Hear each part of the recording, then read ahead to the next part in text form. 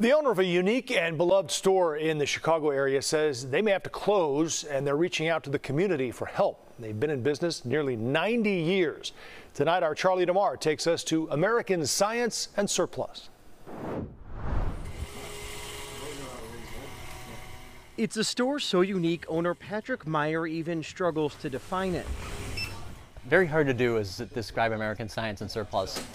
Inside the business that survived nearly 90 years with locations in Park Ridge, Geneva, and Milwaukee, you can find science beakers and toys under the same roof as a mule branding kit from World War II. And where customers, affectionately known as Surpies, proudly get tattooed with the store logo. It may be labeled, "We don't know what it is, but the price may be a bargain." Like a radiation detector of early 1950s vintage. CBS Chicago profiled the business back in 1978. Kind of Radio Shack meets Home Depot meets Bed Bath & Beyond. An actual tanker's helmet. Meyer has been working at American Science and Surplus since his teenage years. Now he owns it. How dire is the situation for you guys?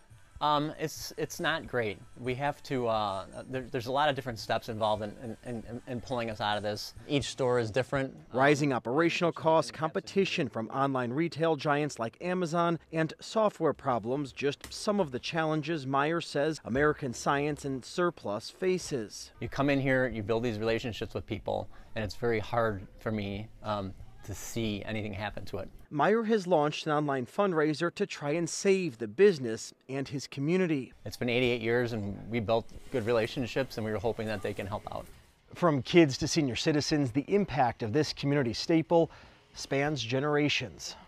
I always find something that looks interesting to me here. For me, this store has been the holy grail all these years. For 35 years I've been coming here. It makes me really sad. I mean, it's really a friendly place and a very unique place, and I would really miss it.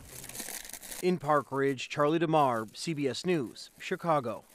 Wow, you know they have committed shoppers where they have tattoos. Right, that says a lot. And that seems like one of those stores where you could spend a couple of hours, right, just finding interesting things. Things you've never seen before. Right, exactly. Well, we wish them the best. Certainly do.